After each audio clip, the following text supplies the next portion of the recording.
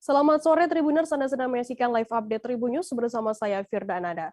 Saat ini kan kami sajikan informasi terkini dan menarik untuk Anda yang dilaporkan secara langsung oleh reporter kami di lapangan. Dan inilah live update selengkapnya. Kita ke berita pertama, saudara. Pelecehan bermodus begal payudara terhadap seorang perempuan terjadi di Jalan Lumba-Lumba, Gang Cemara, Kelurahan Kecamatan Bukit Raya, Pekanbaru. Aksi begal payudara tersebut terekam kamera CCTV. Dan dalam video rekaman kamera pengawas CCTV tersebut terlihat pelaku menghadang korban dan saat motor pelaku berbalik arah, pelaku memegang bagian sensitif korban. Informasi lebih lengkapnya akan disampaikan oleh rekan jurnalis kami dari Tribun Pekanbaru, ada Rizky Armanda di sana. Halo Rizky. Ya, halo Firda. Ya. Rizky, bisa Anda informasikan seperti apa untuk kronologi kejadian begal payudara ini? Ya, baik. Dapat saya sampaikan bahwa peristiwa terjadi pada hari Rabu tanggal 2 Februari 2022 kemarin, di mana ketika itu korban baru saja membeli sesuatu di toko retail yang tidak jauh dari rumahnya. Kemudian saat korban pulang ke rumah dan melewati salah satu gang, tiba-tiba dia dibuntuti oleh seorang pria tak dikenal yang kemudian secara tiba-tiba menghalang-halangi korban untuk terus lewat, dan pelaku tiba-tiba kemudian berbalik arah dan langsung memegang bagian sensitif dari korban ini. Terkait kejadian ini, korban sudah melapor kepada RT setempat, dan kemudian rekaman kamera CCTV yang berada di sekitar lokasi dibuka dan terlihatlah detik-detik peristiwa tersebut yang kemudian di-share atau diviralkan di media sosial. Begitu, Firda. Rizky, siapa yang menjadi korbannya dan apakah di daerah tersebut memang pernah terjadi begal payudara? Ya, yang menjadi korban dalam peristiwa ini adalah wanita berinisial A yang sehari-hari bertugas sebagai bidan di salah satu puskesmas di Kota Pekanbaru. Dan berdasarkan keterangan dari A ini yang sempat kami wawancarai, di sekitar lokasi menurutnya belum pernah terjadi hal seperti ini. Begitu, Firda. Kemudian bagaimana tindak lanjut dari pihak kepolisian sendiri atas kasus begal payudara di lokasi tersebut? Ya, atas kejadian ini pihak kepolisian dari Polsek Bukit Raya, Polresta Pekanbaru sudah melakukan pengecekan ke lokasi dan meminta keterangan dari korban, kemudian juga beberapa orang warga yang berada di sekitar lokasi. Dan dalam kejadian ini pihak kepolisian juga telah mengamankan rekaman CCTV, dan saat ini proses penyelidikan sedang berlangsung dan polisi masih berupaya untuk mengungkap siapa pelaku dari aksi tidak senonoh ini. Begitu, Firda. Baik, terima kasih rekan jurnalis dari Tribun Pekanbaru, Rizky Armanda atas laporan Anda. Dan tadi Tribuners, Rizky juga sudah menghimpun keterangan dari Kanit Reskrim Polsek Bukit Raya, yaitu Dodi Vivino. Berikut liputannya untuk Anda. Di sini. Ya, jadi terima kasih rekan-rekan. Siang ini kita quick respon berkat informasi dari masyarakat yang melapor kepada kita tentang adanya dugaan pelecehan ya, terhadap seorang perempuan. Untuk pelakunya saat ini masih kita lakukan penyelidikan. Ya. Untuk korban akan kita minta keterangan. Net, itu Net, gimana cara dari pelaku Net melakukan begal payudara itu Net? Iya, jadi kalau kita lihat dari kamera pengawas itu terlihat pelaku sengaja menghalangi jalannya korban. Setelah mereka bersebelahan, tampak tangan pelaku meraba ke arah vitalnya si korban. Net, ada informasi dari masyarakat bahwasanya di gang ini memang sering terjadi begal payudara. Net, itu gimana Net? Untuk informasi itu akan kita tindak lanjuti. Untuk pelakunya akan kita lakukan penyelidikan. Kalau dilihat dari CCTV Net, ada berapa orang pelakunya Net? Jadi dari CCTV itu nampak pelaku berjumlah 1 orang, di mana korbannya pun juga 1 orang. Kita beralih ke Jawa Barat, Saudara. DS 43 tahun warga desa Sukadana, Cimanggung, Sumedang nekat menyiram wajah dan badan istrinya dengan air mendidih yang sengaja ia masak menggunakan sebuah teko. Istrinya sedang tertidur, ia kemudian menyiramkan air mendidih tersebut, sehingga sang istri mengalami luka bakar di lengan, punggung, dan wajahnya. Informasi lebih lengkapnya akan disampaikan oleh rekan jurnalis kami dari Tribun Jabar, ada Kiki Andriana di sana. Halo Kiki. Baik, selamat sore, Firza. Kiki, bisa Anda informasikan kapan terjadinya peristiwa KDRT tersebut? Dapat saya sampaikan, seorang pria parubaya asal Dusun Ciparek, Desa Sukadana, Kecamatan Cimangun, Kabupaten Sumedang, telah melakukan penyiraman wajah dan tubuh istrinya dengan air mendidih. Peristiwa ini terjadi pada hari Minggu 23 Januari dini hari. Demikian, Firda. Apa yang menjadi pemicu pelaku ini nekat melakukan hal tersebut, Kiki? Aksi kekejaman yang dilakukan pria parubaya berinisial DS ini dilakukan dipicu akibat kecemburuannya setelah sebelum kejadian pelaku mendapati percakapan di ponsel milik korban. Korban telah melakukan percakapan dengan seorang pria lain. Baik. Kemudian saat ini bagaimana kondisi dari korban sendiri dan sudah dirawat di mana? Baik, pasca kejadian tersebut, istri berinisial NN ini mengalami luka bakar pada bagian wajah dan pada bagian tubuhnya, dan sehingga saat ini korban masih dirawat di salah satu rumah sakit yang berada di Kabupaten Sumedang. Oke, kemudian akibat adanya pelaku ini nekat melakukan aksinya tersebut, kemudian dijatuhi pasal berapa dan berapa hukumannya? Baik, pasca kejadian tersebut, Kepolisian Resor Sumedang telah melakukan penangkapan dan melakukan penahanan terhadap pelaku, dan pelaku dijerat dengan pasal 44 ayat 1 dan 2 dengan ancaman 10 tahun kurungan penjara. Demikian, Firda. Ya, baik. Terima kasih rekan jurnalis dari Tribun Jabar, Kiki Andriana, atas laporan Anda. Dan tadi Tribuners, Kiki juga sudah menghimpun keterangan dari Eko Prasetyo Robianto, Kapolres Sumedang. Berikut liputannya untuk Anda. Rasa cemburu pelaku terhadap korban yang diketahui melakukan komunikasi dengan pria lain melalui pesan singkat, aplikasi media sosial WhatsApp. Adapun korban dengan pelaku adalah sepasang suami istri. Sehingga dengan perencanaan, korban menyiramkan air mendidih yang telah dipersiapkan sebelumnya di dalam sebuah teko besar ke arah muka korban sebanyak 1 kali ketika korban ini sedang tertidur. Sehingga berdasarkan hasil pemeriksaan di rumah sakit, korban mengalami luka bakar di bagian muka dan tangan serta punggung dengan sekitar hampir 50%. Barang bukti yang diamankan adalah 1 buah teko, 1 buah sarung tangan warna merah, 1 potong kaos bermotif warna putih bertuliskan Mickey Mouse, 1 potong celana kulot, 1 buah buku nikah, dan 1 buah surpet warna biru bermotif mobil. Adapun pasal yang dipersangkakan terhadap pidana ini adalah pasal 44 ayat 1 dan ayat 2 Undang-Undang Republik Indonesia nomor 23 tahun 2004 tentang penghapusan kekerasan dalam rumah tangga dengan ancaman hukuman 10 tahun. Sebanyak 6 orang pegawai negeri sipil di lingkungan pemerintah Kabupaten Aceh Tenggara pada tahun 2021 dipecat. Ke-6 ASN tersebut terlibat kasus penyalahgunaan narkoba. Informasi lebih lengkapnya akan disampaikan oleh rekan jurnalis kami dari Serambi News Indonesia, ada Asnawi Lui di sana. Halo, Asnawi.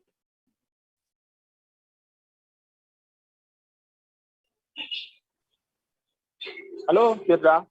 Ya, Asnawi, bisa Anda informasikan bagaimana kronologi terungkapnya 6 PNS ini dipecat karena terlibat penyalahgunaan narkoba?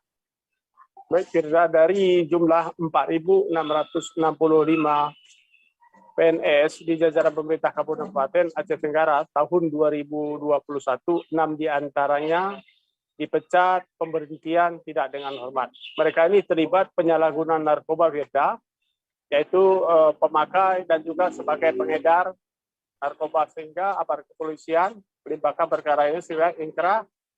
Akibatnya PNS ini dipecat dari jajaran pemerintah Kabupaten Aceh Tenggara juga.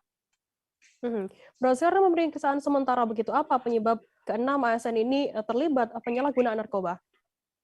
Ya, dapat juga kita laporkan bahwa saat ini Aceh adalah darurat narkoba, dan salah satunya Kabupaten Aceh Tenggara termasuk peredaran narkoba yang agak marak sehingga berdampak sosial terhadap ASN. Ya, ini pengaruh lingkungan menyebabkan PNS tersebut mengkonsumsi bahkan sampai mengedar narkoba sehingga akhirnya dipecat. Bagaimana kemudian tindak lanjut dari pihak kepolisian sendiri terkait adanya 6 ASN ini yang terlibat penyalahgunaan narkoba?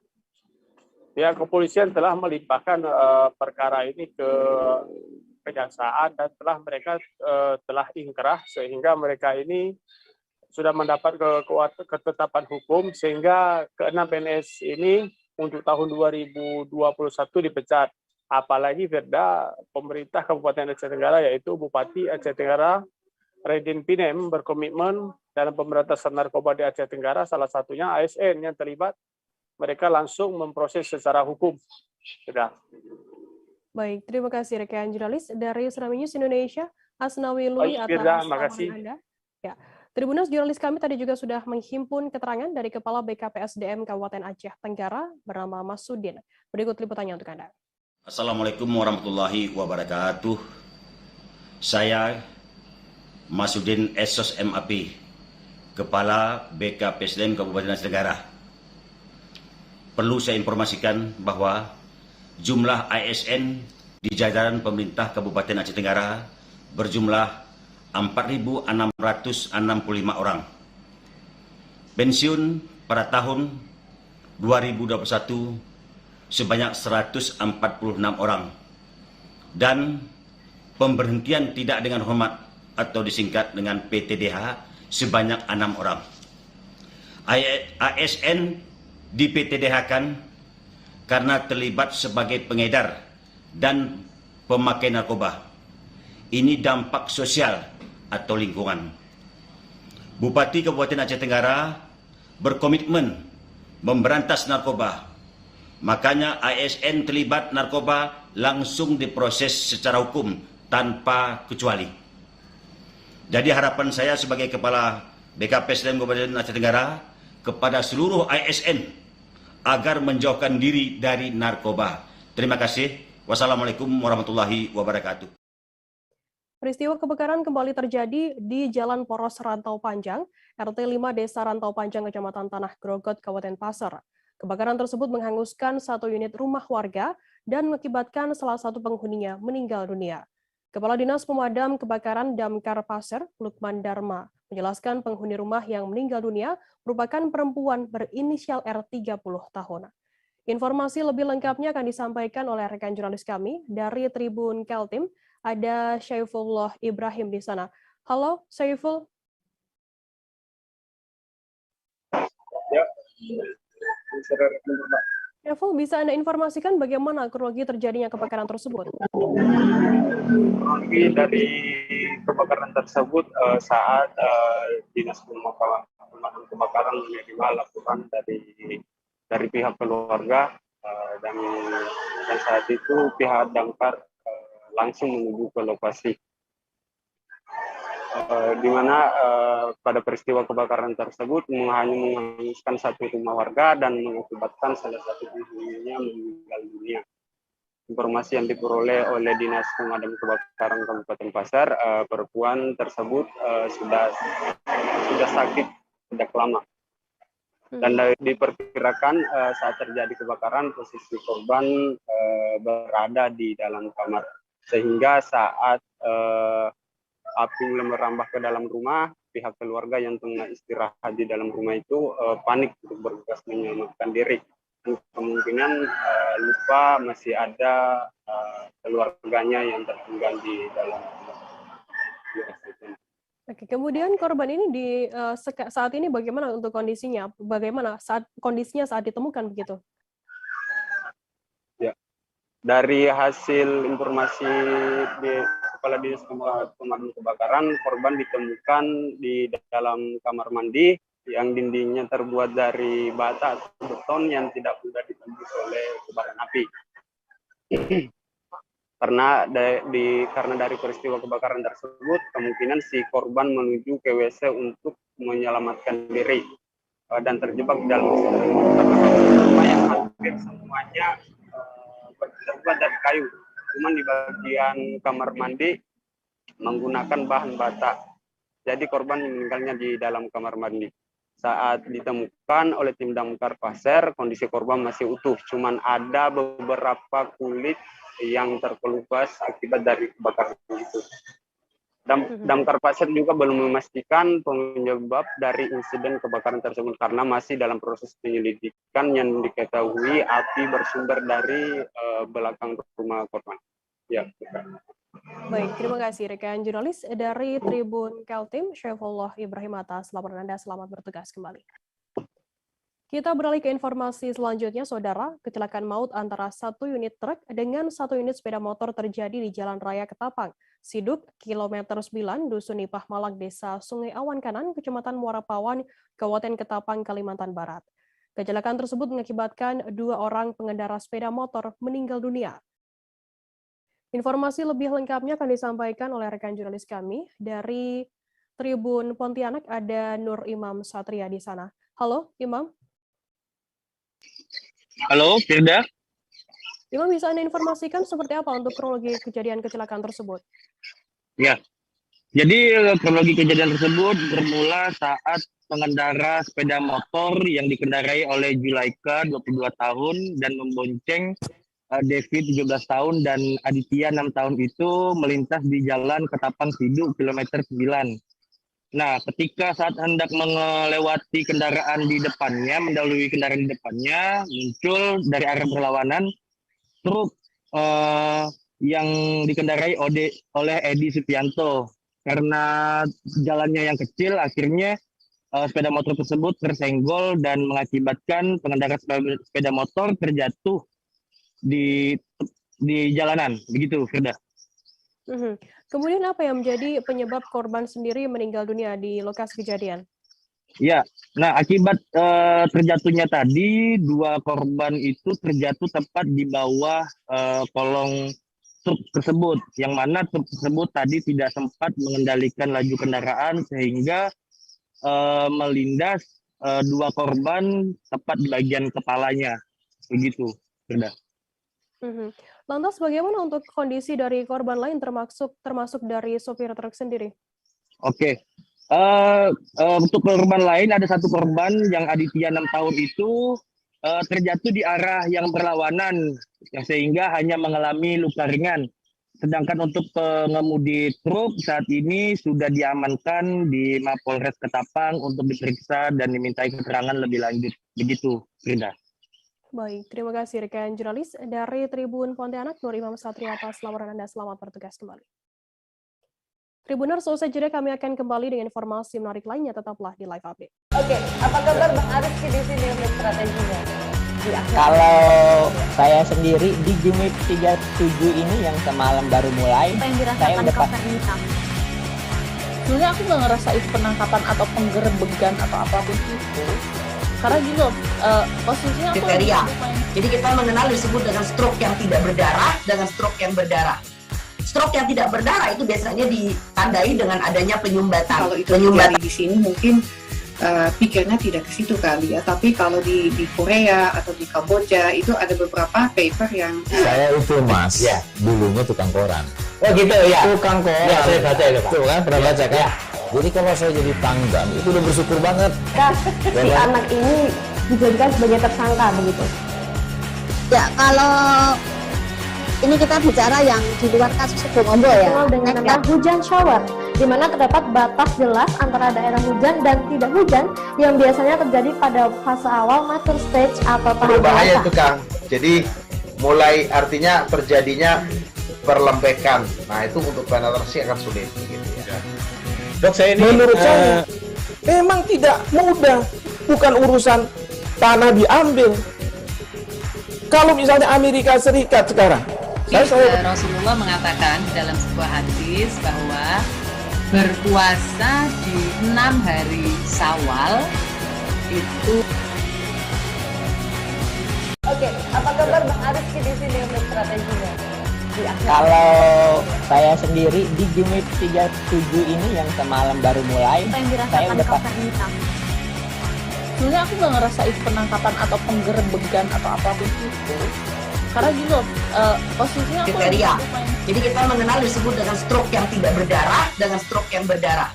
Stroke yang tidak berdarah itu biasanya ditandai dengan adanya penyumbatan. Kalau itu terjadi di sini mungkin pikirnya tidak ke situ kali ya, tapi kalau di Korea atau di Kamboja itu ada beberapa paper yang saya itu mas, ya dulunya tukang koran. Oh gitu ya. Tukang koran. Ya, saya baca ya, Pak. Tuh kan pernah baca kan? Ya. Jadi kalau saya jadi tanggam itu udah bersyukur banget. Si anak ini dijadikan sebagai tersangka begitu. Ya, kalau ini kita bicara yang di luar kasus Sebongondo ya. Dengan nama hujan shower, di mana terdapat batas jelas antara daerah hujan dan tidak hujan yang biasanya terjadi pada fase awal mature stage atau tahap berbahaya itu Kang. Jadi mulai artinya terjadinya perlempekan. Nah itu untuk penetrasi akan sulit gitu ya. Dok, saya ini menurut saya memang tidak mudah, bukan urusan tanah diambil. Kalau misalnya Amerika Serikat sekarang, Rasulullah mengatakan dalam sebuah hadis bahwa berpuasa di 6 hari Syawal itu. Oke, apa kabar Bang Ariski di sini untuk strateginya? Kalau saya sendiri di Gimit 37 ini yang semalam baru mulai, saya udah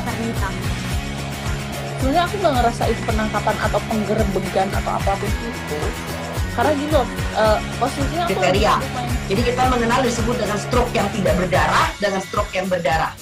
Stroke yang tidak berdarah itu biasanya ditandai dengan adanya penyumbatan. Kalau itu terjadi di sini mungkin pikirnya tidak ke situ kali ya, tapi kalau di Korea atau di Kamboja itu ada beberapa paper yang saya itu mas, ya dulunya tukang koran. Oh gitu ya. Tukang koran. Ya, saya baca ya, Pak. Tuh kan pernah baca kan? Ya. Jadi kalau saya jadi tanggam itu udah bersyukur banget. Si anak ini dijadikan sebagai tersangka begitu. Ya, kalau ini kita bicara yang di luar kasus Sebongondo ya. Dengan nama hujan shower, di mana terdapat batas jelas antara daerah hujan dan tidak hujan yang biasanya terjadi pada fase awal mature stage atau tahap berbahaya itu Kang. Jadi mulai artinya terjadinya perlempekan. Nah itu untuk penetrasi akan sulit gitu ya. Dok, saya ini menurut saya memang tidak mudah, bukan urusan tanah diambil.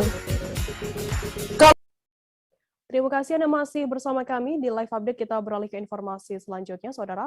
Komisi 3 DPRD Maluku mengusulkan pembangunan kembali rumah masyarakat Kariu yang terbakar saat bertikai dengan negeri Pelau, Dusun Ori Pulau Haruko. Hal ini disampaikan melalui rapat bersama 8 mitra kerja Komisi 3 DPRD Maluku pada Rabu 2 Februari. Pembahasan tersebut terkait bentrok di Pulau Haruko, Maluku yang merusak 211 unit rumah warga. Informasi lebih lengkapnya akan disampaikan oleh rekan jurnalis kami dari Tribun Ambon, ada Meisha Marasabesi di sana. Halo Meisha. Halo Firda, halo Tribuners. Meisha, bisa Anda informasikan bagaimana awal mula terjadinya pertikaian antar warga di Pulau Haruko ini? Baik, Firda dan juga Tribuners, bentrokan antar warga di negeri Pelau, Dusun Ori, dan Desa Kariu mulanya terjadi pada Rabu 26 Januari 2021 lalu. Bentrokan ini awalnya terjadi terkait dengan persoalan tapal batas wilayah, Firda. Kemudian dampak dari bentrokan ini sendiri menyebabkan setidaknya 1.370 warga Kariu atau 330 kakak yang mengungsi ke negeri Aboru, Pulau Haruko, Maluku Tengah. Demikian, Firda. Kemudian apa usulan yang disampaikan oleh Pemda Maluku sendiri untuk menangani masalah pengungsi di Pulau Haruko? Baik, terkait dengan bentrokan di Pulau Haruko yang terjadi, kemudian Komisi 3 DPRD Maluku melakukan rapat pembahasan bersama dengan 8 OPD terkait.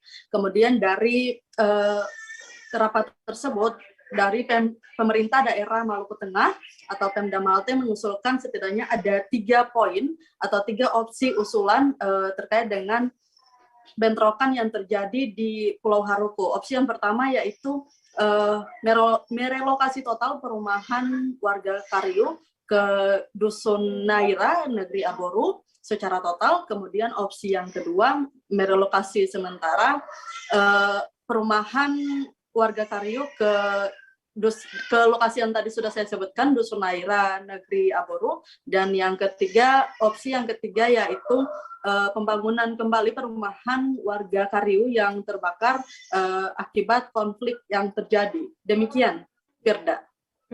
Meisha, bagaimana kemudian respons dari DPRD sendiri seperti dan juga hasilnya dari pembahasan nasib pengungsi bentrok di Pulau Haruko? Baik, Firda dan juga Tribuners, untuk respon dari DPRD sendiri, DPRD tidak setuju dengan opsi pertama yang ditawarkan oleh Pemda Maluku Tengah, yaitu merelokasi total perumahan masyarakat Kariu ke Dusun Naira, Negeri Aboru. Kemudian dari DPRD sendiri malah setuju dengan opsi yang ketiga, yaitu melakukan pembangunan kembali perumahan warga Kariu yang terbakar. Untuk opsi yang kedua, Firda dan juga Tribuners, ini bisa saja dilakukan kecuali ini menjadi alternatif terakhir apabila opsi yang ketiga tidak dapat dilakukan. Nah, sementara itu, Ketua Komisi 3 DPRD Maluku, Richard Rahbau, meminta OPD terkait untuk segera melakukan pendataan ulang dan segera mengusulkan seberapa besar anggaran untuk pembangunan rumah terbakar di Pulau Haruko sendiri. Demikian, Firda. Baik, terima kasih rekan jurnalis dari Tribun Ambon, Meisha Marasabesi atas laporan Anda. Dan tadi Tribuners, Meisha juga sudah menghimpun keterangan dari Ketua Komisi 3 DPRD Maluku, Richard Rahbau. Berikut liputannya untuk Anda. Hasil daripada pertemuan ini adalah yang pertama, menyangkut masalah penanganan MCK memang sangat dibutuhkan oleh saudara Kariu yang ada di Aboru. Oleh karena itu, Balai Cipta Karya telah menyiapkan sarana penunjangnya, peralatannya untuk kemudian membangun kembali membangun MCK yang ada di Aboru atau sentra yang ada di Aboru untuk pengungsi. Tapi nanti akan dikoordinasikan dengan Maluku Tengah untuk kemudian mereka menyiapkan perhubungannya untuk Desa Kariu dalam rangka membawa seluruh peralatan yang telah disiapkan oleh teman-teman dari Balai Cipta Karya. Yang kedua menyangkut masalah rumah, itu nanti kita akan berapat kembali untuk mengembangkan mereka, karena ini sudah dikoordinasikan, ada sekitar 200 rumah yang terbakar, tapi ada juga 100 rumah yang tidak terbakar. Kita mengusulkan untuk kemudian tidak usah direlokasi, tetapi mereka relokasi misalnya relokasi di kampungnya saja, ya, tapi kemudian dibangun lagi setelah misalnya sekolah itu bisa lagi dibangun. Tapi kita lagi berupaya untuk kemudian meminta teman-teman dari Kabupaten Tengah untuk kemudian melakukan koordinasi dengan Bupati dalam rangka memperpanjang SK penanganan darurat sosial. Ya, untuk apa? Untuk kemudian teman-teman dari Balai Cipta Karya, karena memang mereka membangun misalnya sekolah, itu juga harus ada status tanggap darurat, dan itu harus diperpanjang. Memang di dalam peraturan perundang-undangan itu kan 90 hari. Dan mudah-mudahan dalam tengah waktu 90 hari itu bisa dapat realisasi apa yang diharapkan pada masyarakat itu. Gunung Anak Krakatau erupsi pada Kamis 4 Februari 2022 sore. Erupsi itu memiliki ketinggian kolom abu sekitar 200 meter di atas puncak Gunung Anak Krakatau atau GAK, lebih dari 367 meter di atas permukaan air laut. Erupsi ini terekam di seismograf dengan amplitudo maksimum 10 mm dan durasi 0 detik. Informasi lebih lengkapnya akan disampaikan oleh rekan jurnalis kami dari Tribun Banten. Ada Ahmad Tajudin di sana. Halo Tajudin. Halo rekan Firda dan Tribuners. Tajudin, bisa Anda informasikan bagaimana update terkini mengenai erupsi Gunung Anak Krakatau ini? Baik rekan Firda dan Tribuners, perlu diketahui bahwa pada hari ini Gunung Anak Krakatau atau GAK yang berada di perairan Selat Sunda, di mana pada hari Jumat tanggal 4 Februari 2022 ini telah mengalami erupsi 2 kali. Yang pertama sekitar pukul 9.43 dan yang kedua yaitu sekitar 12.46. Di mana pada erupsi yang pada pukul 12.46 ini, menurut keterangan yang diterima dari Badan Geologi melalui website resminya, yaitu tinggi kolom abu teramati sekitar 1000 meter dari atas puncak. Kemudian untuk abu teramati berwarna kelabu dengan intensitas tebal ke arah selatan.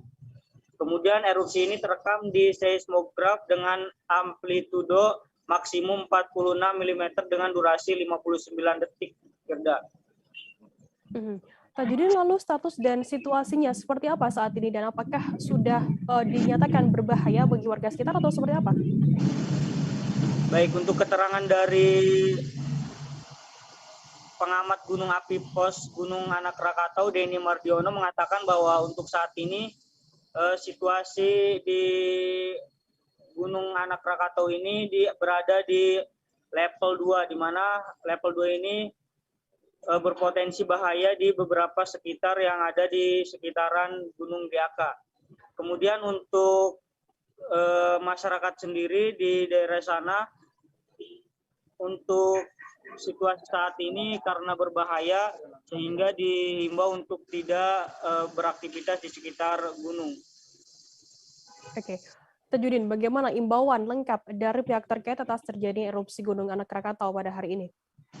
Baik, untuk himbauan sendiri dari Denny sendiri mengatakan bahwa untuk informasi mengenai Gunung Krakatau ini dihimbau masyarakat agar tetap mematuhi rekomendasi yang dikeluarkan pihak BMPG tentang informasinya di website. Kemudian dihimbau juga masyarakat untuk tetap tenang agar tidak terlalu panik dengan informasi-informasi yang beredar.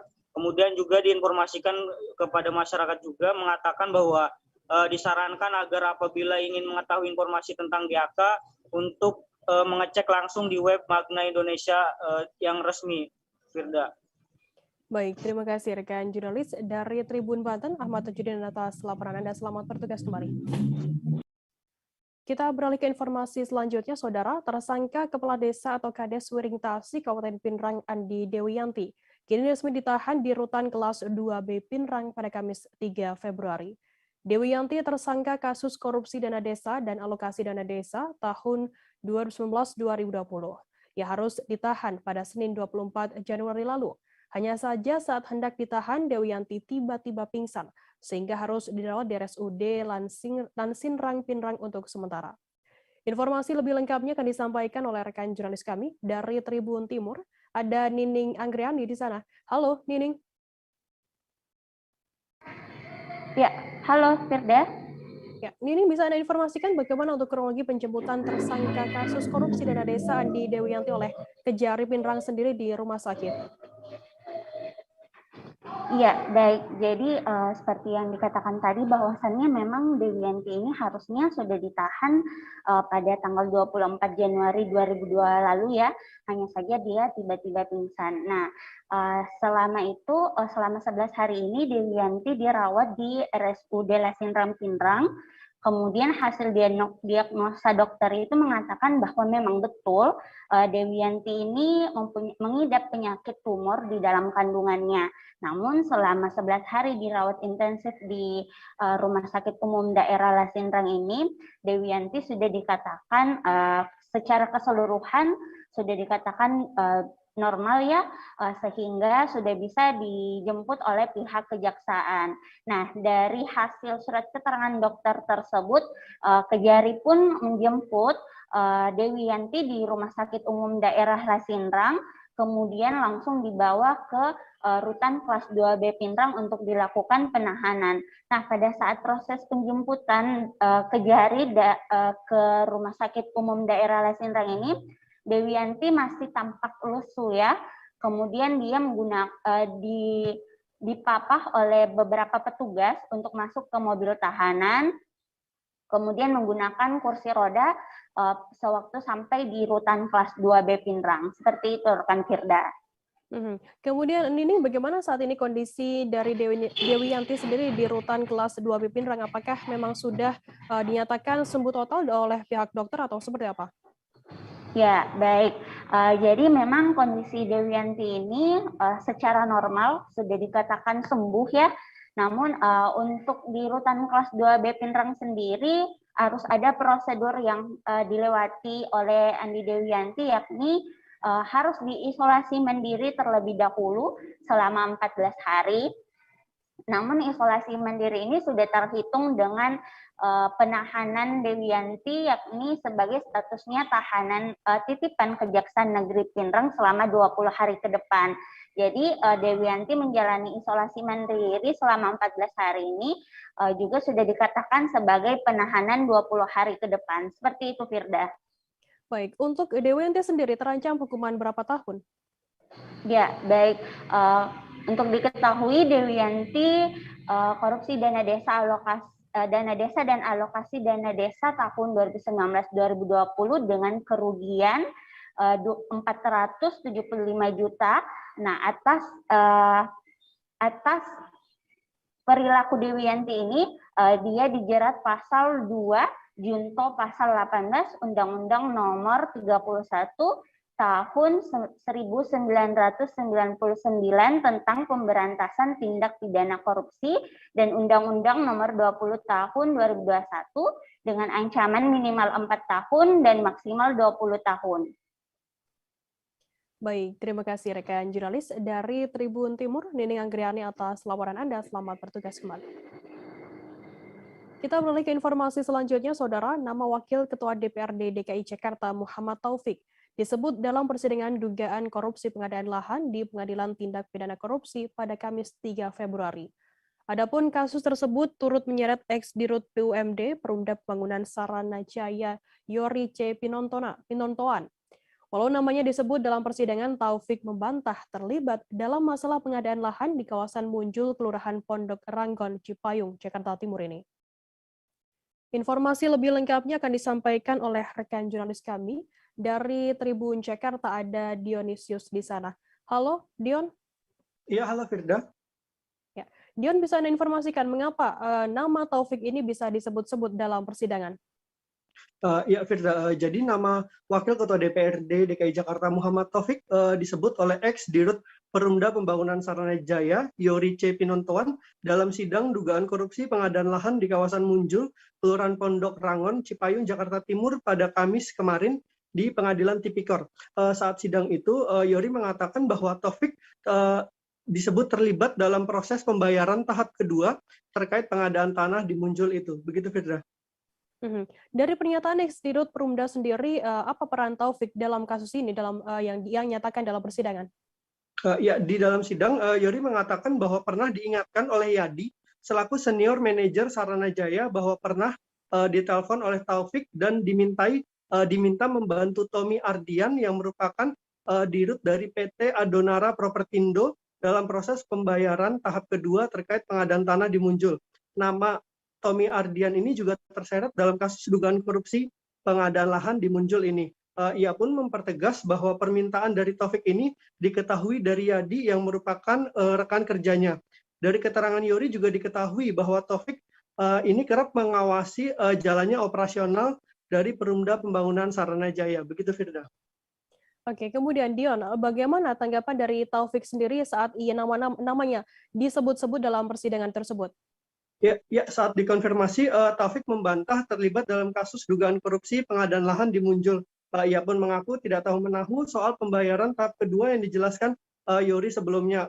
Taufik juga mengatakan bahwa dia juga pernah diperiksa oleh KPK dan di BAP terkait kasus ini, tapi hingga sekarang tidak ada tindak lanjutnya selanjutnya. Begitu, Firda. Baik, terima kasih rekan jurnalis dari Tribun Jakarta, ada Dionisius Aryata. Laporan Anda, selamat bertugas kembali. Dalam perspektif yang lain, kita melihat bahwa persoalan nasional, disparitas di berbagai macam hal, termasuk kebutuhan yang sangat mendesak di berbagai macam institusi dan daerah. Nah, oleh karena itu kemudian kita harus mengerahkan semua kekuatan yang kita punya, termasuk dengan mitra-mitra strategis kita, salah satunya adalah dengan TNI. TNI tentu punya banyak. Kita beralih ke informasi selanjutnya, Saudara. Panglima TNI Jenderal TNI Andika Perkasa melakukan penandatanganan nota kesepahaman program pendidikan dokter spesialis PPDS dengan Rektor Universitas Airlangga, Profesor Muhammad Nasih di kampus C UNER pada Jumat 4 Februari. Kerjasama ini dilakukan untuk menambah jumlah dokter spesialis yang masih minim di lingkup rumah sakit TNI yang tersebar di Indonesia. Informasi lebih lengkapnya akan disampaikan oleh rekan jurnalis kami dari surya.co.id, ada Sulfi Sofiana di sana. Halo Sulfi. Halo rekan Firda. Ya. Sulfi, bisa Anda informasikan apa yang melatar belakangi adanya kerjasama dalam program ini? Ya, Jenderal Andika mengunjungi Universitas Airlangga hari ini untuk melakukan kesepakatan antara pihaknya dengan Universitas Airlangga untuk memberikan pendidikan kepada dokter spesialis. Hal ini karena ada 939 dokter spesialis yang menjadi sasaran di wilayah TNI, mohon maaf. Dan saat ini baru ada 422 dokter spesialis, sehingga sekitar 46% dokter spesialis yang baru terpenuhi. Dan untuk memenuhi sisanya, TNI akan berusaha bekerja sama dengan Universitas Airlangga untuk memberikan pendidikan lanjutan. Demikian, Firda. Oke, Sulfi, kabarnya juga ada kekurangan tenaga kesehatan begitu di rumah sakit TNI di Indonesia. Bisa Anda informasikan terkait hal ini? Iya, Jenderal Andika mengungkapkan bahwa ada kekurangan TNI hampir di seluruh wilayah rumah sakit. Salah satu contohnya yang ia ketahui beberapa tahun lalu, yaitu rumah sakit TNI di Merauke, yang merupakan rumah sakit kelas D. Jumlah dokter di sana hanya ada 13 dokter, 12 dokter diantaranya adalah dokter spesialis dan satunya adalah dokter umum. Dengan jumlah tersebut dan juga jumlah anggota dan juga masyarakat di wilayah Merauke, pastinya jumlah tersebut sangat minim, sehingga tahun ini ditambahkan 24 tenaga kesehatan di sana. Dengan minimnya ini, dari pihak TNI berharap dokter umum yang ada di wilayah TNI bisa kemudian belajar spesialis ke UNER. Demikian kita. Oke, Sulfi, berapa total program studi untuk PPDS yang disediakan UNER untuk program ini? Ya, Universitas Airlangga menyediakan 9 program studi untuk PPDS dari TNI dari 25 program studi yang tersedia. Namun rencananya ke depan akan ada penambahan program studi dari Fakultas Kedokteran Gigi sehingga bisa di total ada sekitar 15 program studi di Universitas Airlangga yang akan diadakan kerjasama untuk pembelajaran hybrid antara TNI dengan UNER. Baik, terima kasih rekan jurnalis dari surya.co.id, Sulfi Sofiana atas laporan Anda. Selamat bertugas kembali. Dan tadi Tribuner, Sulfi juga sudah menghimpun keterangan dari Rektor UNER, Profesor Muhammad Nasih, dan juga Panglima TNI Jenderal Andika Perkasa. Ikut liputannya untuk Anda. Dalam perspektif yang lain, kita melihat bahwa persoalan nasional, disparitas di berbagai macam hal, termasuk kebutuhan yang sangat mendesak di berbagai macam institusi dan daerah. Nah, oleh karena itu kemudian kita harus mengerahkan semua kekuatan yang kita punya, termasuk dengan mitra-mitra strategis kita, salah satunya adalah dengan TNI. TNI tentu punya banyak rumah sakit yang siap untuk bekerja sama mendidik dokter-dokter spesialis, ditambah dengan tenaga dokter-dokter spesialis yang sudah ada, yang sudah konsultan, sudah dokter dan seterusnya. Tentu ini akan merupakan kekuatan yang sangat potensial untuk bisa memecahkan salah satu dari persoalan bangsa ini. Dengan bekerja bersama, saya pikir kita akan bisa segera memenuhi kebutuhan-kebutuhan yang mendesak tadi.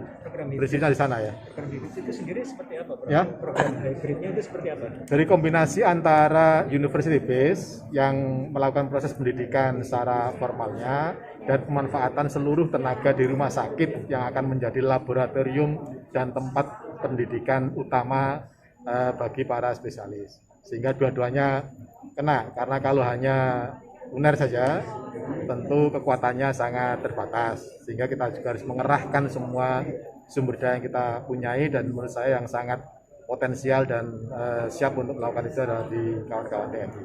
Rumah sakit TNI ya berarti ya, Prof? Ya. Prof, tadi disebut 9 program studi, itu apa aja, Prof?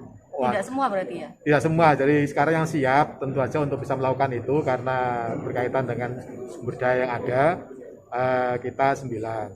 Tapi dalam pembicaraan kemudian nanti akan kita tambah lagi dengan kedokteran gigi.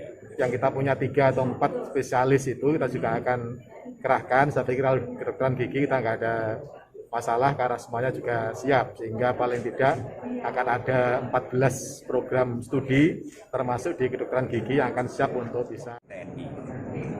Nah, masalahnya dokter spesialisnya.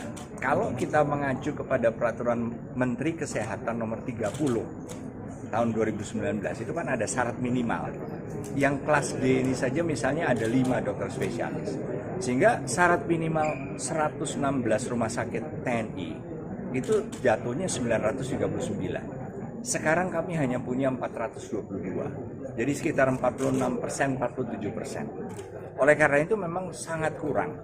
Sedangkan paparan dari Prof. David tadi, Ketua Majelis Kolegium Kedokteran Indonesia, untuk mendidik, mengejar sampai dengan 2 kali lipat saja butuh waktu sampai 12 tahun. Jadi oleh karena itu memang harus ada skema khusus. Dan kami sepakat dengan Prof. Nasih, kita untuk membuat program hybrid, program pendidikan dokter spesialis yang hybrid berbasis universitas tapi juga dididik di rumah sakit. Kami memiliki 3 rumah sakit utama untuk pendidikan dan 10 rumah sakit jejaring di TNI yang nanti akan mendukung pendidikan ini. Artinya kebutuhan dokter di rumah sakit TNI ini sangat mendesak. Oh ya, sangat. Karena tadi misalnya kami kan di seluruh Indonesia, sedangkan kami melayani bukan hanya prajurit TNI dan keluarganya, tapi juga masyarakat. Contoh terakhir, tahun lalu baru kami membenahi rumah sakit kami di Merauke. Jadi hanya 1. Jadi di Provinsi Papua itu hanya 2 kan, yaitu di Jayapura dengan Merauke. Merauke ini kelasnya D, tetapi dokter umumnya cuma 1. Nah, tenaga medis keseluruhan cuma 13. Akhirnya kami tugaskan. Tribuners, saja kami akan kembali dengan informasi menarik lainnya, tetaplah di Live Update. Oke, apa kabar Bang Arief di sini untuk strateginya? Kalau saya sendiri di Jumip 37 ini yang semalam baru mulai, saya udah sebenarnya aku nggak ngerasa itu penangkapan atau penggerebegan atau apapun itu.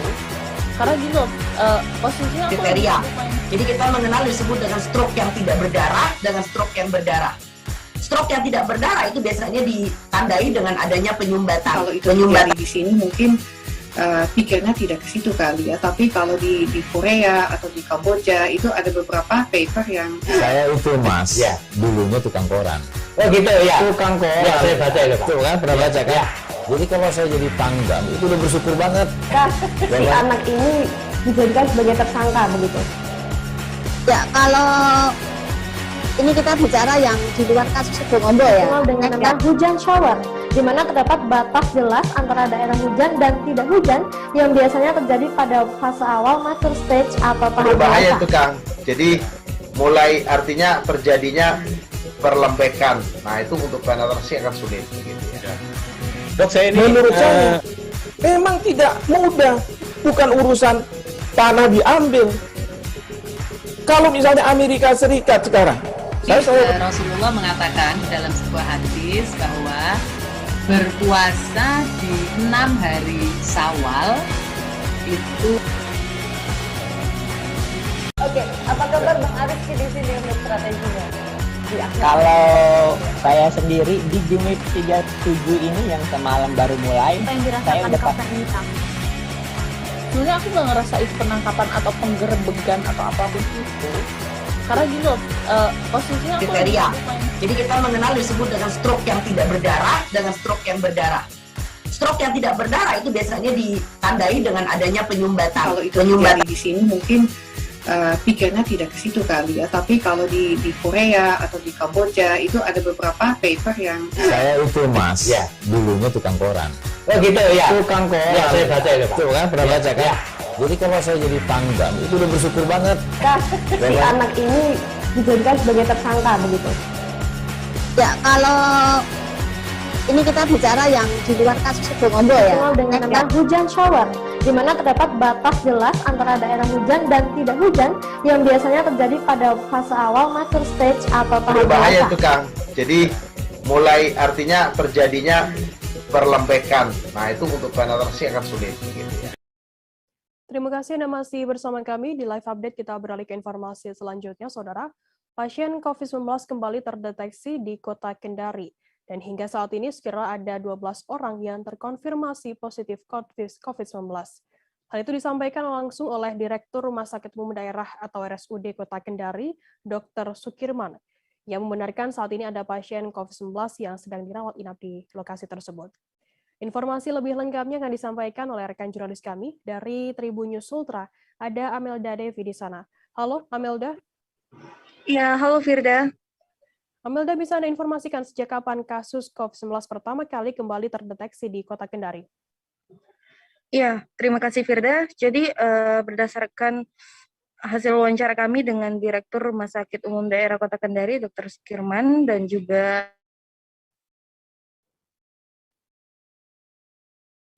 Halo rekan Amelda.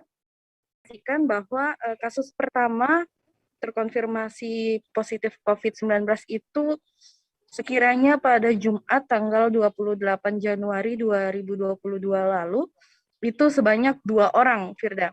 Kemudian 2 orang ini berdasarkan diketahui positif COVID-19 itu berdasarkan tes antigen dan PCR.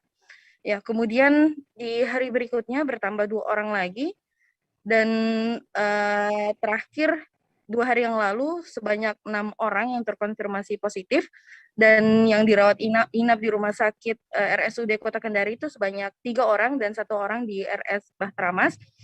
Dan data terakhir hingga hari ini itu diketahui sebanyak 12 orang yang terkonfirmasi positif. Ya, untuk di RSUD Kota Kendari sendiri itu sebanyak 8 orang yang dirawat inap karena memiliki gejala COVID sedang hingga berat. Kemudian 1 orang masih dirawat inap juga di RS Bahtramas. Selebihnya disarankan untuk melakukan isolasi mandiri di rumah karena memiliki gejala ringan. Seperti itu, Firda. Apakah ke-12 orang tersebut terkonfirmasi dan terinfeksi varian Omikron? Apakah sudah dikonfirmasi terkait hal ini? Ya, baik. Untuk menentukan apakah pasien-pasien ini terkonfirmasi terinfeksi varian Omikron atau tidak, pihak Rumah Sakit RSUD, yaitu Direktur RSUD Kota Kendari sendiri mengatakan di Sulawesi Tenggara, khususnya di Kota Kendari, belum memiliki alat untuk mendeteksi atau memastikan varian Omikron tersebut. Jadi pasien-pasien ini sebanyak 3 sampel telah dikirim ke Litbangkes di Makassar untuk mengetahui secara pasti status COVID tersebut. Ya, namun 3 sampel itu memang sudah dikirimkan sejak beberapa hari yang lalu. Namun hingga saat ini pihak RSUD maupun Dinkes sendiri belum menerima hasil lab dari Litbangkes di Makassar tersebut. Jadi belum bisa dipastikan apakah 12 orang yang terkonfirmasi positif ini terinfeksi varian Omikron atau tidak. Namun yang perlu diketahui, Firda, Direktur RSUD Kota Kendari, Dr. Sukirman, mengatakan kemungkinan besar pasien-pasien ini memang terinfeksi varian Omikron karena menurutnya seperti yang diketahui saat ini varian COVID-19 bermutasi secara cepat sehingga kemungkinan besar pasien-pasien ini terjangkit COVID varian Omikron. Salah satu alasannya juga karena beberapa pasien ini diketahui habis melakukan perjalanan dari luar kota, salah satunya ke Jakarta. Seperti itu, Firda. Oke, Amelda, apa langkah dari pemerintah Kota Kendari sendiri untuk mengantisipasi penyebaran COVID-19 yang terjadi kembali ini? Ya, jadi dari pihak Dinkes sendiri sebagai pemerintah Kota Kendari melakukan tracking sebagai langkah awal, itu mengidentifikasi siapa-siapa yang berkontak erat sama ke-12 orang yang terkonfirmasi positif ini. Ya, dan sampai saat ini tracking sudah dilakukan pemerintah Kota Kendari. Untuk selanjutnya melakukan vaksinasi secara berkala dan terus-menerus sampai semua capaian vaksinasi tercapai sehingga tetap terjalin kembali herd immunity. Selain itu, Pemkot Kendari juga mengimbau kepada seluruh masyarakat untuk tetap menerapkan prokes dan masyarakat agar tidak panik dengan situasi seperti ini. Seperti itu, Firda. Baik, terima kasih rekan jurnalis dari Tribun News Ultra, Amelda Devi atas laporan Anda. Dan tadi Tribuners Amelda juga sudah menghimpun keterangan dari Kepala Dinas Kesehatan Kota Kendari, Dr. Rahmaningrum, dan juga Direktur Rumah Sakit Umum Daerah Kota Kendari, Dr. Sukirman. Berikut liputannya untuk Anda. Kota Kendari. Jadi kasus terkonfirmasi COVID-19 itu Kota Kendari ada 4. 3 di sini, 1 di sana. Saya tidak bilang itu Omikron karena memang pemeriksaan PCR di Kota Kendari baik di rumah sakit maupun Bahtera Mas atau pemeriksaan PCR di rumah sakit lain itu memang belum bisa menunjukkan itu ya belum tentu Omikron ya, karena memang kita sudah kirim 2 sampel tapi sampai sekarang belum ada hasilnya. Berapa lama Bu hasilnya baru ada? Saya belum tahu, nanti belum tahu karena dari surveillance saya suruh komunikasi dengan Makassar, ternyata memang belum ada hasil. Sejak tanggal berapa itu kasus yang pertama? Kasus pertama kira-kira pekan ini Bu. Pekan ini hari apa? Sekarang Kamis. Saya masih di Jakarta. Minggu lalu berarti. Hari Minggu pekan lalu. 2 minggu sudah 2 minggu. Udah ingat dulu Ibu. Saya pulang hari apa Kak? Hari Sabtu ya. Jadi barangkali sekitar Jumat deh. Oh Jumat. Pekan lalu kan. Yang 2 itu Bu ya. Dari pasien COVID yang sudah dinyatakan positif secara antigen maupun PCR-nya, yaitu pasien COVID sudah positif dari hasil pemeriksaan PCR-nya. Adapun terkait dengan variannya, karena ini kan kita ketahui bersama virus ini senantiasa bermutasi, merubah bentuk, merubah diri, sehingga varian Omikron untuk menentukan jelasnya itu harus dikirim ke Litbangkes ke Makassar. Dan setelah kita kirim sampelnya, ada 3 sampel yang kita kirim dan sudah dinyatakan probable atau menunjukkan dia Omikron. Cuma nanti secara pastinya nanti akan dikeluarkan oleh Litbangkes Pusat Jakarta yang akan menulis hasilnya mengirimkan ke kita, ya. Jadi memang kemungkinan besar COVID yang ada sekarang ini, pasien COVID yang dinyatakan positif ini, kemungkinan besar memang varian yang terbaru itu Omikron, ya. Dan kita sudah merawat di sini sudah ada 8 orang, ya, yang ada berapa yang positif, tapi kita pulangkan karena tidak bergejala. Jadi kita suruh isolasi sendiri di rumah, ya. Kecuali yang bergejala sedang dan berat baru kita rawat di sini. Ya. Dok, untuk gejala-gejala sendiri seperti apa sih, Dok? Seperti flu biasa, batuk, demam, ya. Kemudian sakit tulang-tulang. Seperti flu biasa aja, batuk, ya. Jadi kalau sudah mulai demam tinggi, ya barulah kita rawat.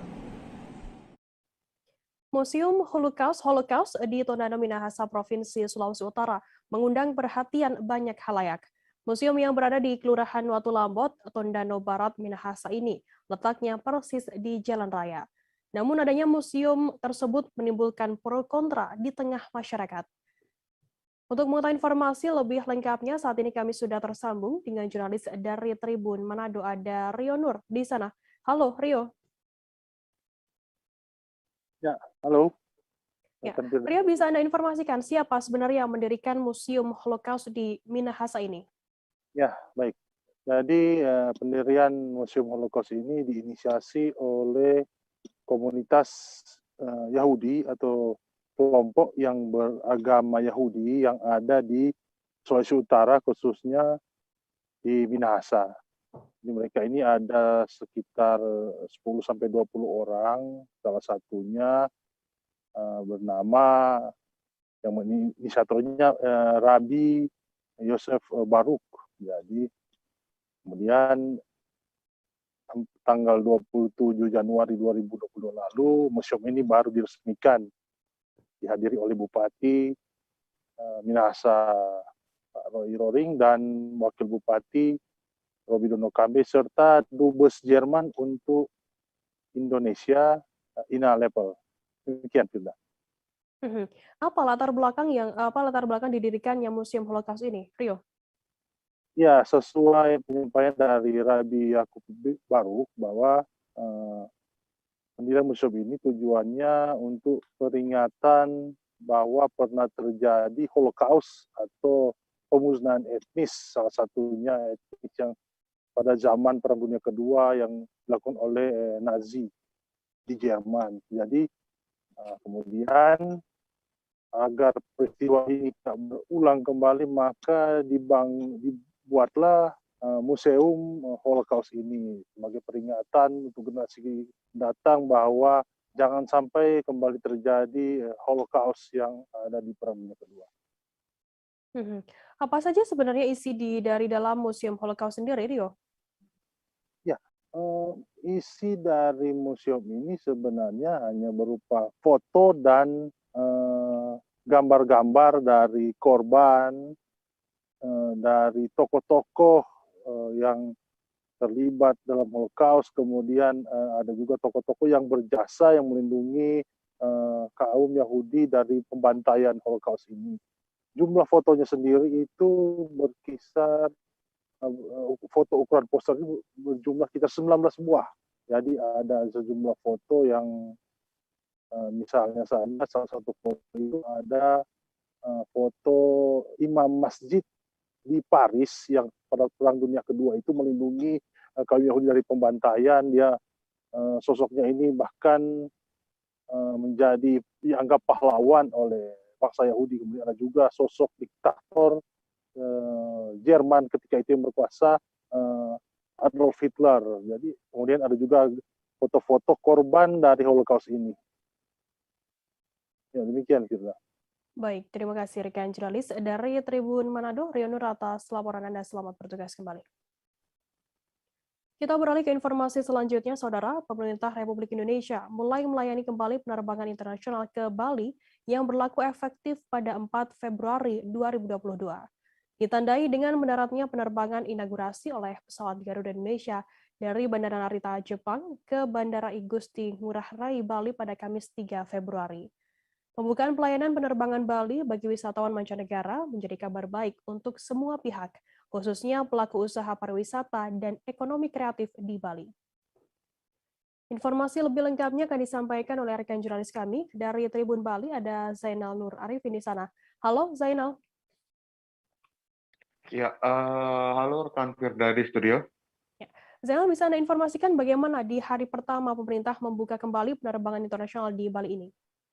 Ya, untuk hari pertama pembukaan penerbangan internasional di Bandara I Gusti Ngurah Rai sendiri, hari ini memang tidak ada jadwal keberangkatan maupun kedatangan internasional, tetapi kemarin sendiri atau hari Kamis tanggal 3 Februari sendiri itu ada penerbangan internasional perdana yang masuk ke Bali, yaitu Garuda Indonesia dari Narita tiba sekitar pukul 4 sore waktu setempat kemarin. Dan penerbangan Garuda ini membawa 12 orang penumpang yang 6 diantaranya itu merupakan wisatawan atau juga pengusaha biro perjalanan wisata yang ada di Jepang. Nah, untuk selanjutnya sendiri dari informasi yang didapatkan bahwa setelah kemarin tanggal 3 akan ada 3 lagi schedule atau jadwal penerbangan internasional selanjutnya, yaitu Garuda Indonesia rute Haneda Denpasar, kemudian Singapura Airlines dengan rute Singapura Denpasar pulang pergi, dan Batik Air juga dengan rute yang sama yaitu Singapura Denpasar PP. Nah, untuk Singapura Airlines sendiri direncanakan atau sudah dijadwalkan akan memulai penerbangan dari Singapura ke Denpasar itu pada 16 Februari 2002 mendatang secara daily flight atau setiap hari dengan frekuensi 1 kali penerbangan dalam 1 hari. Nah, sementara untuk Batik Air sendiri belum dapat jadwal atau belum mendapatkan informasi lebih lanjut kapan Denpasar sendiri akan mulai beroperasi. Seperti itu. Oke, kemudian Zainal, kedatangan wisatawan mancanegara asal Jepang ke Bandar Sore di Bali begitu, nantinya akan dikarantina berapa hari di sana?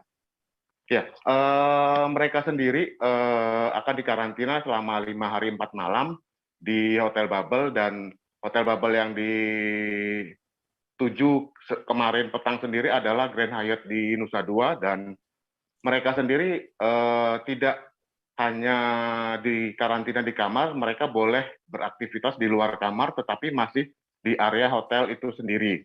Dengan istilah dari Kemenparekraf itu menyebutnya warm up vacation sendiri, seperti itu. Kemudian bagaimana syarat untuk ketentuan dari wisatawan di mancanegara yang masuk ke Bali sendiri? Apakah ada perbedaan dari sebelumnya atau apakah sama? Ya, kalau untuk ketentuan saat ini yang berlaku untuk wisatawan mancanegara masuk ke Bali sendiri tidak jauh berbeda, tetapi memang ada kemudahan ketentuan yang dipermudah lagi oleh pemerintah, yaitu e-visa itu yang dulu hanya 19 negara, saat ini tidak dibatasi 19 negara, jadi artinya semua negara bisa masuk ke Bali, khususnya untuk wisatawan mancanegara untuk berwisata. Kemudian mereka wajib mengikuti karantina selama 5 hari 4 malam di Hotel Bubble yang sudah ditentukan itu, kemudian menunjukkan hasil PCR selama maksimal 48 jam sebelum keberangkatan dari negara asal, dan mempunyai asuransi wisata senilai 25.000 US dollar, yang sebelumnya, aturan sebelumnya itu 100.000 US dollar, sehingga ada pengurangan atau ada perbedaan dari 100.000 US dollar dan kini menjadi 25.000 US dollar. Sekian. Baik, terima kasih rekan jurnalis dari Tribun Bali, Zainal Nur Arifin atas laporan Anda. Dan tadi Tribuners Zainal juga sudah menghimpun keterangan dari Direktur Layanan dan Niaga PT Garuda Indonesia, ADR Susardi, dan juga Deputi Bidang Pemasaran Kemenparekraf, Nia Niscaya. Berikut liputannya untuk Anda.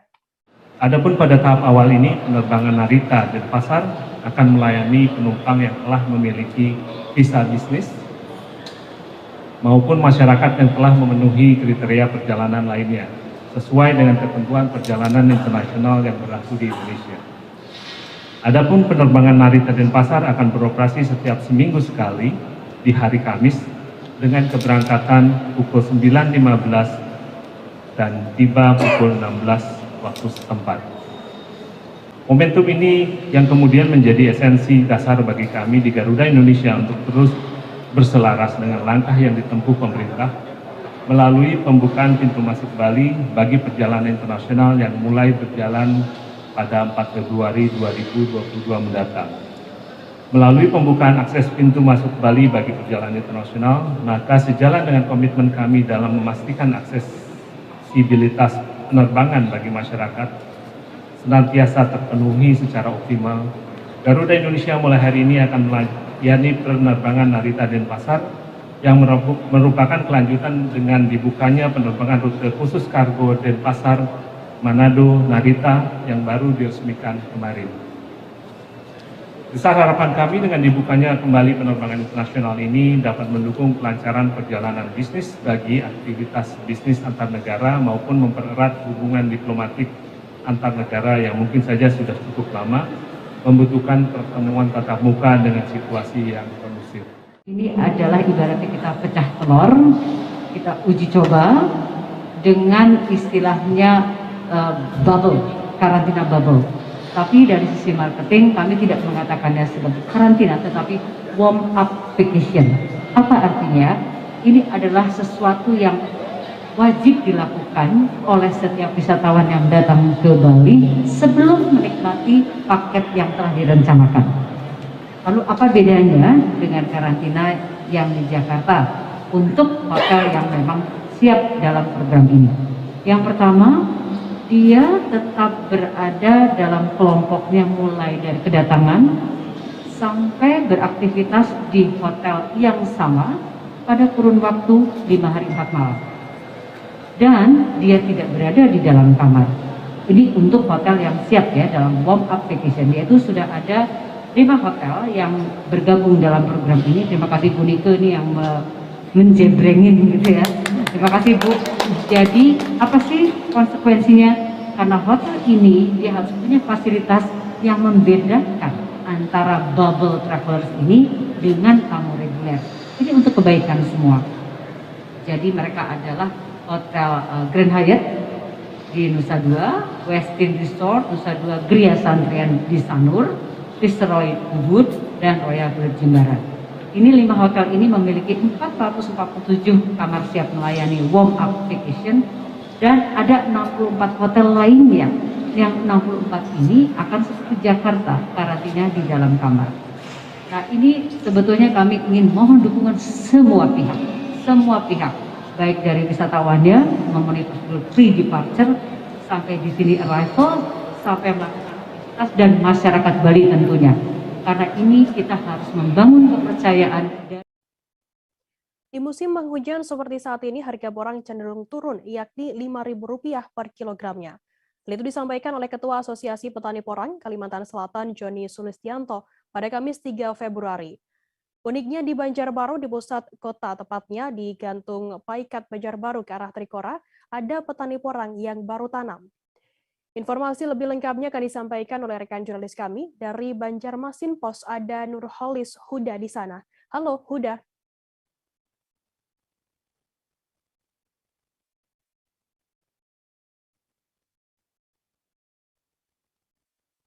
Halo rekan Huda.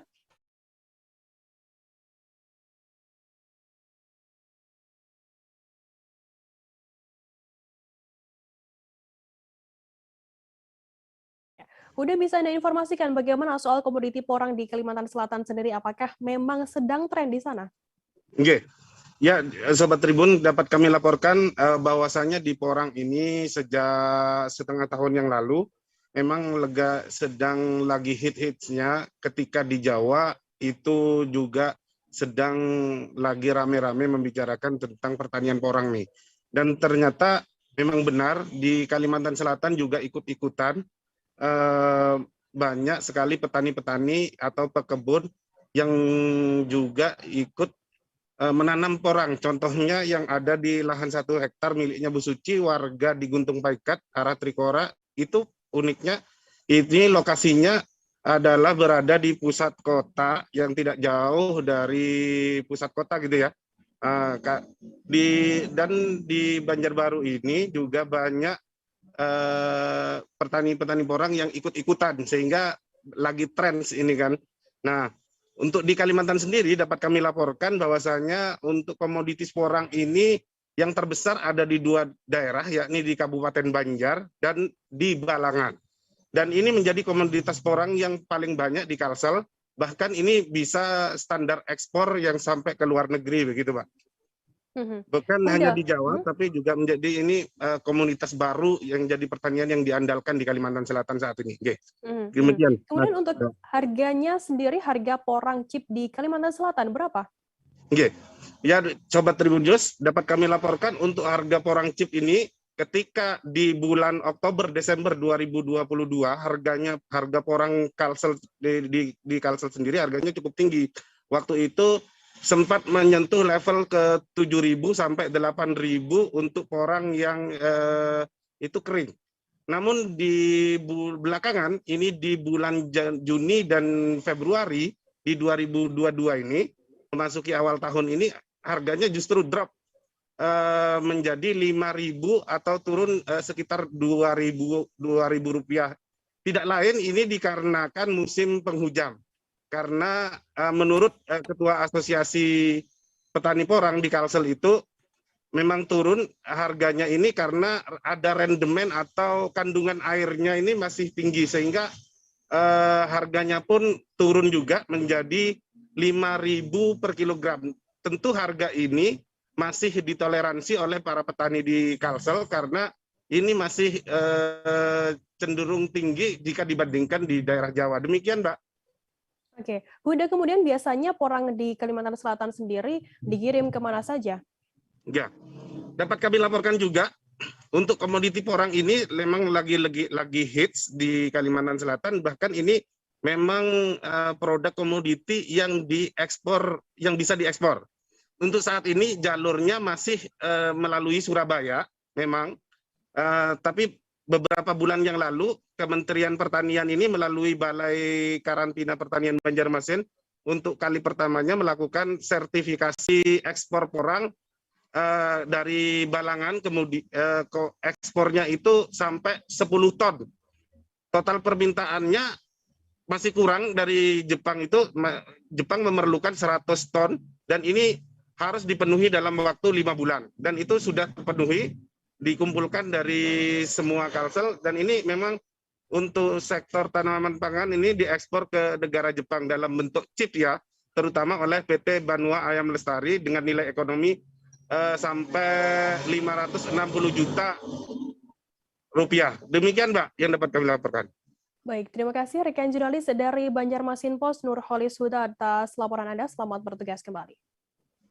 Siap, terima kasih. Tribuners, informasi tadi sekaligus menutup perjumpaan kita dalam live update hari ini. Jangan lupa saksikan terus live update di seluruh kanal YouTube dan Facebook Tribun Network. Saya Firana, wakil kurang bertugas, pamit undur diri. Terima kasih dan sampai jumpa. Jangan lupa like, subscribe, dan share ya.